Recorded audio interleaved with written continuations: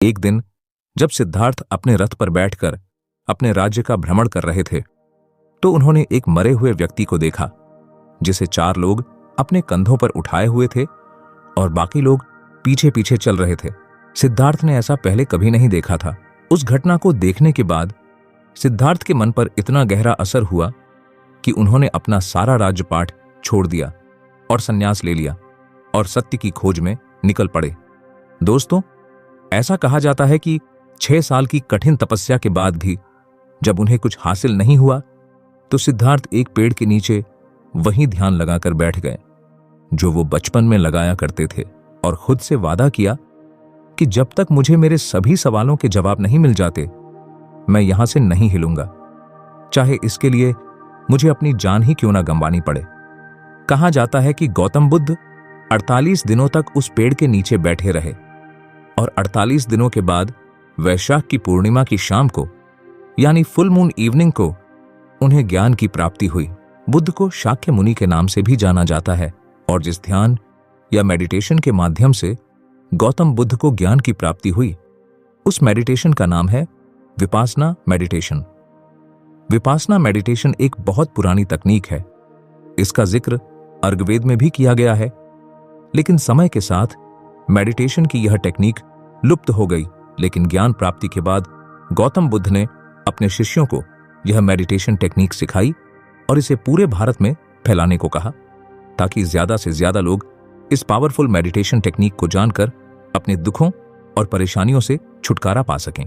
Vipassana meditation दुनिया का कितना शक्तिशाली मेडिटेशन है, इसका अंदाजा आप यह जानकर लगा सकते हैं कि जब सम्राट अशोक ने कलिंग युद्ध में लाखों लोगों को मरा हुआ देखा, तो सम्राट अशोक के पश्चाताप की कोई सीमा नहीं थी। तब एक बुद्धिस्ट ने सम्राट अशोक को विपासना मेडिटेशन करने की सलाह दी थी। दोस्तों, कहा जाता है कि इसके बाद सम्राट अशोक का जीवन हमेशा के लिए बदल गया, और जिस अशोक ने कलिंग युद्ध में लाखों लोगों को मारा था, उसी अशोक ने अपने राज्य में जानवरों को मारने तक पर बैन लगा दिया था। सम्राट अशोक विपासना मेडिटेशन से इतने प्रभावित हुए कि उन्होंने 8 बौद्ध भिक्षुओं को दुनिया के अलग अलग हिस्सों में भेजा, ताकि दुनिया भर के लोग विपासना मेडिटेशन सीख सकें। अब विपासना मेडिटेशन बाकी सभी मेडिटेशनों से इतना अलग क्यों है, और ऐसा क्या है जो इस मेडिटेशन को इतना पावरफुल बनाता है? तो देखिए, बचपन से ही हमारे मन में ढेर सारी यादें, अच्छी बुरी भावनाएं, हमारी दबी हुई इच्छाएं, आवेग जमा होते रहते हैं, और ये सारी चीजें सबकॉन्शियसली हमारे पूरे बिहेवियर, इनफैक्ट हमारी पूरी लाइफ को कंट्रोल करती हैं, और हमें इसका पता भी नहीं चलता। जैसे कि मान लीजिए हम किसी इंसान पर बहुत ज्यादा, यानी हद से ज्यादा भरोसा करते हैं, और जब ऐसा व्यक्ति हमारा भरोसा तोड़ता है, तो हमारे दुख और दर्द का कोई अंत नहीं होता। कुछ लोग तो डिप्रेशन में भी चले जाते हैं, लेकिन कहते हैं ना कि समय सारे घाव भर देता है, तो हम कुछ महीनों या कुछ सालों में ठीक हो जाते हैं। लेकिन हमारा सबकॉन्शियस माइंड, यानी हमारा अवचेतन मन, उन सारे इंसिडेंट्स को अपने अंदर स्टोर कर लेता है और अपने अंदर उस बात को मजबूती से बैठा लेता है। फिर हमारा सबकॉन्शियस माइंड यही मानता है कि भरोसा मतलब दुख, दर्द और डिप्रेशन, या यूं कहें कि वो बात हमारे बिलीफ सिस्टम का हिस्सा बन जाती है, और फिर हमारा सबकॉन्शियस माइंड हमें उस दुख से बचने के लिए पूरी जिंदगी किसी पर भरोसा नहीं करने देता, जब तक कि हम अपना पूरा बिलीफ सिस्टम न बदल दें। दोस्तों, यह तो मैंने आपको सिर्फ एक छोटा सा एग्जाम्पल दिया है। हमारा अवचेतन मन ऐसे ना जाने कितने अच्छे बुरे बिलीफ से भरा हुआ है कि विपासना मेडिटेशन के लाखों फायदों में से एक फायदा यह भी है कि विपासना मेडिटेशन के माध्यम से आप अपनी गहराई को जान पाएंगे। विपासना मेडिटेशन के 44 देशों में 202 से ज्यादा सेंटर हैं, जिसमें लाखों लोगों को विपासना मेडिटेशन सिखाया जाता है। तो अब आइए जानते हैं कि विपासना मेडिटेशन क्या है। विपासना शब्द 2 शब्दों से मिलकर बना है, वी और उपासना। वी का मतलब है विशेष और पासना का मतलब है देखना, यानी विशेष तरीके से देखना। बौद्ध धर्म ग्रंथ सती प्रतान सुत्ता और महासती प्रतान सुत्ता में विपासना के बारे में डिटेल में बताया गया है। तो उन्हीं धर्म ग्रंथों के अनुसार मेडिटेशन को 4 भागों में बांटा गया है: काया उपासना, वेदानु उपासना, चित्त उपासना और धम्म उपासना। सबसे पहले काया उपासना, विपासना मेडिटेशन सांसों पर ध्यान लगाने से शुरू होता है। बाकी के मेडिटेशन टेक्निक में हमें लंबी और गहरी सांस लेने के लिए कहा जाता है ताकि हमारा दिमाग जल्दी शांत हो सके। लेकिन विपासना मेडिटेशन में आपको ऐसा कुछ नहीं करना है। इस मेडिटेशन टेक्निक में आपको बस अपनी सांसों पर ध्यान लगाना है, चाहे सांस छोटी हो या लंबी या गहरी। आपको इसे बदलना नहीं है, आपको खुद की और अपनी सांसों की सच्चाई को देखना है। अब ऐसा 2 कारणों से किया जाता है। पहला, हर 9 सेकंड के अंदर हमारे दिमाग में कोई ना कोई दूसरा विचार आता है, तो उस 9 सेकंड के चक्र को तोड़ने के लिए हमें सांसों पर ध्यान लगाने को कहा जाता है ताकि हमारा कंसंट्रेशन गहरा हो सके और हम रियल विपासना मेडिटेशन को सही तरीके से कर सकें। दूसरा, जब आप कुछ दिनों तक अपनी सांसों पर ध्यान लगाएंगे तो आपको अपनी नाक के आसपास कुछ सेंसेशन फील होने लगेंगी। तो इसीलिए आपको पूरे शरीर में सेंस की जागरूकता जानने के लिए सांसों पर ध्यान लगाने को कहा जाता है।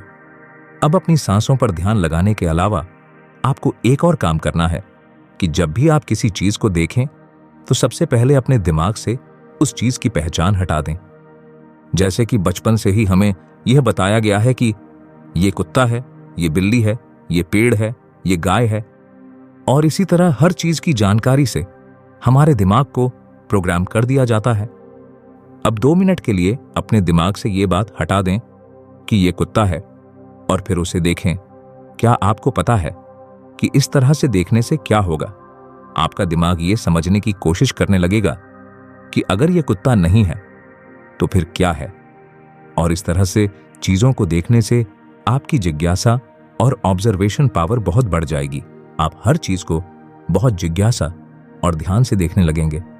हमें अक्सर बच्चों की तरह जिज्ञासु होने के लिए कहा जाता है, लेकिन कोई भी हमें यह नहीं बताता कि बच्चों की तरह जिज्ञासु कैसे बने। देखिए, बच्चे इतने जिज्ञासु इसलिए होते हैं क्योंकि उनका दिमाग हमारे दिमाग की तरह प्रोग्राम नहीं होता। उन्हें नहीं पता होता कि यह कुत्ता है, यह बिल्ली है, यह पेड़ है, यह गाय है, जब तक कि हम उन्हें इन सब चीजों के बारे में न बता दें।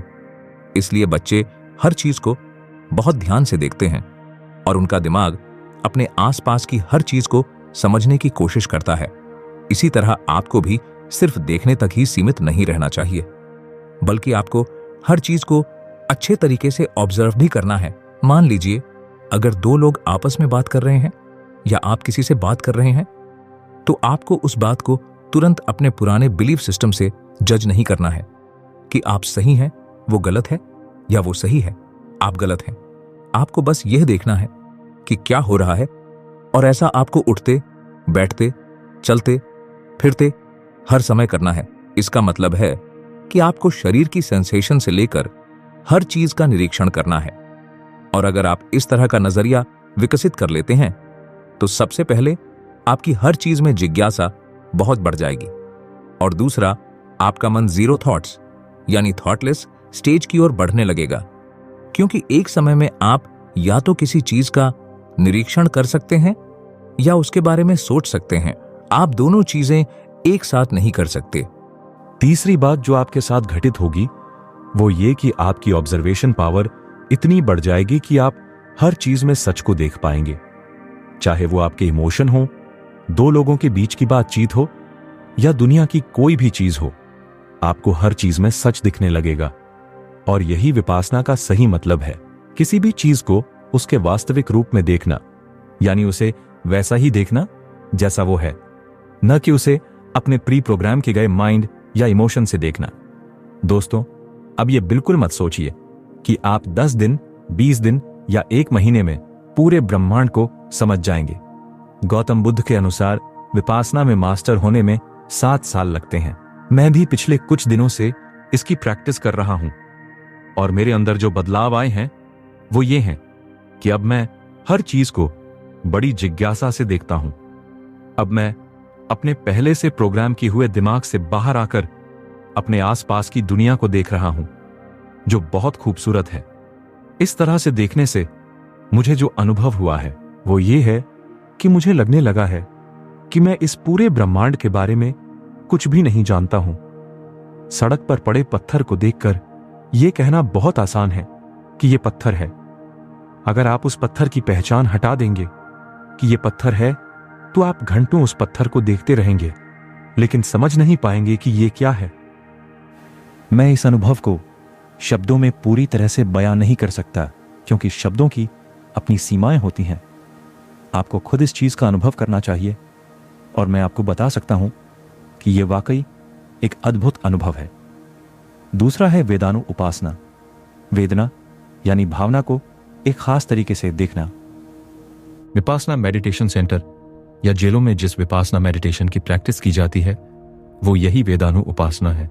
इसकी प्रैक्टिस इसलिए की जाती है क्योंकि हमारे मन में कई तरह के इमोशन आते हैं। अगर हमारे मन में गुस्सा है, तो हम सामने वाले पर गुस्से से रिएक्ट करेंगे। अगर हमें किसी बात को लेकर अच्छे इमोशन है, तो हम उस इमोशन को व्यक्त करना चाहते हैं। या जब हमें दर्द और दुख के इमोशन होते हैं, तो हमारा मन जल्दी से जल्दी उस इमोशन से बाहर निकलना चाहता है। इसका मतलब यह हुआ कि हमारा मन हमारे मन में आने वाले हर थॉट पर रिएक्ट करना चाहता है, और इस वजह से हम अपने इमोशन के गुलाम बन जाते हैं। तो इसीलिए विपासना मेडिटेशन सेंटर में और जेल में विपासना शिविरों के दौरान एक आदमी को रोज लगभग 11 घंटे मेडिटेशन करना पड़ता है। अब आप ही सोचिए, अगर 20 मिनट एक जगह बैठने से हमारी हालत इतनी खराब हो जाती है, तो 11 घंटे मेडिटेशन करने में कितना दर्द होगा। और यही इस वेदानु उपासना मेडिटेशन की ट्रिक है कि आपको उन 11 घंटों में दर्द पर रिएक्ट नहीं करना है। आपको सिर्फ यह देखना है कि दर्द कहां हो रहा है। जैसे ही आप उस दर्द को कुछ देर तक देखेंगे, दर्द चला जाएगा। फिर शरीर के किसी और हिस्से में दर्द होने लगेगा। जब आप उस दर्द को भी कुछ देर तक देखेंगे, तो वह दर्द भी चला जाएगा। इसी तरह आपको अपने हर इमोशन के साथ करना है, चाहे वह इमोशन गुस्से का हो, दुख का हो, दर्द का हो या अच्छा इमोशन हो। जब आप इस मेडिटेशन में मास्टर हो जाएंगे, तो आपका खुद पर पूरा कंट्रोल हो जाएगा। इसीलिए जेल में वेदानु उपासना मेडिटेशन कराया जाता है, ताकि कैदी खुद के प्रति और अपने इमोशन और इमोशनलेस बिहेवियर के प्रति जागरूक हो सकें। तीसरा है चित्त उपासना। चित्त का मतलब है मन, और विपासना का मतलब है खास तरीके से देखना, मतलब मन को खास तरीके से देखना। मैंने इस वीडियो के स्टार्टिंग में बताया था कि विपासना मेडिटेशन के द्वारा आप अपनी गहन आत्मा को जान सकते हैं। हमारे मन में एक दिन में लगभग 72,000 विचार आते हैं, और उन 72,000 विचारों में से 80 से 90% विचार बेकार होते हैं। और यह बेकार विचार हमारे दिमाग में उसी तरह काम करते हैं जैसे किसी नदी या तालाब में जब बहुत ज्यादा गंदगी या कीचड़ हो, तो उस नदी के तल को देख पाना बहुत मुश्किल होता है। लेकिन एक बार वह कीचड़ या गंदगी हट जाए, तो हम उस नदी की सतह को देख पाते हैं। उसी प्रकार इन बेकार विचारों की वजह से हम अपनी गहन आत्मा को नहीं जान पाते, क्योंकि हमारा मन हमेशा इन बेकार विचारों को सोचने में लगा रहता है। चित्त उपासना मेडिटेशन के अनुसार आपको केवल अपने विचारों का निरीक्षण करना है, यानी बिना रिएक्ट किए उन्हें देखना है। अब वो विचार बहुत नेगेटिव या बहुत पॉजिटिव हो सकते हैं, पर आपको उन विचारों पर रिएक्ट नहीं करना है। कुछ ही दिनों में आप समझ जाएंगे कि आपके पास किस तरह के विचार आते हैं। आप समझने लगेंगे कि कौन से विचार बेकार हैं और कौन से जरूरी हैं। और जब आपका ऑब्जर्वेशन गहरा होगा, तो आप अपने मन के हैबिट पैटर्न को समझने लगेंगे। आप अपने मन के इंपल्सेस को, अपने मन की क्रेविंग को समझने लगेंगे। देखिए, आपको बस इन सारे विचारों का ऑब्जर्वेशन करना है, और धीरे धीरे ये सारे विचार आपके मन से गायब होने लगेंगे, और आप समझने लगेंगे कि मैं भी मेरा विचार नहीं हूं।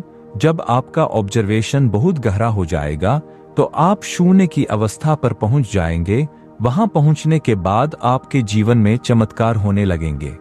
चौथा है धम्मा उपासना, यानी धर्म और विपासना, यानी धर्म को विशेष तरीके से देखना या उसे उसके वास्तविक रूप में देखना। यह बुद्ध द्वारा दी गई शिक्षाओं का सही ढंग से पालन करने की बात कही गई है। बौद्ध धर्म के अनुसार ज्ञान प्राप्त करने के लिए बौद्धों को कई रूल्स एंड रेगुलेशंस फॉलो करने होते हैं। बौद्ध धर्म में ज्ञान प्राप्त करने के लिए 7 मुख्य चरण है: सच्चाई और प्रकृति की मननशील जांच, ऊर्जा, परमानंद की खुशी, विश्राम और मार्ग, एकाग्रता और ज्ञान। लेकिन सनातन धर्म में 8 चरण है: यम, नियम, आसन, प्राणायाम, प्रत्याहार, धारणा, ध्यान और समाधि। इन चरणों के अलावा कई योग हैं, जैसे भक्ति योग, कर्म योग, जिनका पालन करके व्यक्ति परम में लीन हो सकता है। इसी तरह विभिन्न धर्मों के अपने अलग अलग नियम और कानून हैं।